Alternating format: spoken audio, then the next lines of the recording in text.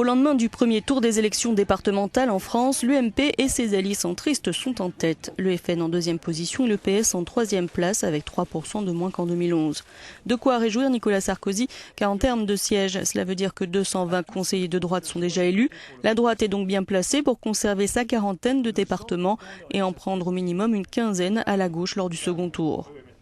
Concernant le Front National de Marine Le Pen, avec ses 25,19%, elle a déjà remporté 8 sièges de conseillers au premier tour et pourrait espérer remporter les présidences des départements de l'Aisne et du Vaucluse.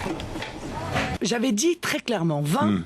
Oui. C'est un bon résultat, 25 c'est un triomphe.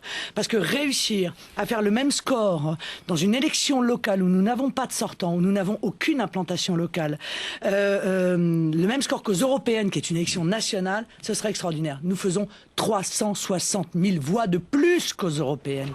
Le PS et ses alliés ont été éliminés dans 524 cantons. Dans 256 d'entre eux, cette élimination est due à la division de la gauche, selon les socialistes, qui espèrent conserver une vingtaine de départements au final.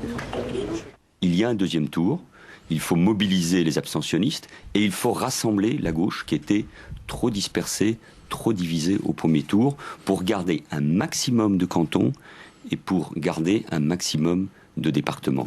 Et c'est le soir du second tour qu'on fait les analyses et les additions. Manuel Valls, le Premier ministre, a par ailleurs qualifié le ni de Nicolas Sarkozy de faute morale et politique, alors qu'au second tour du 29 mars, le PS appellera à voter pour la droite républicaine face au candidat du FN.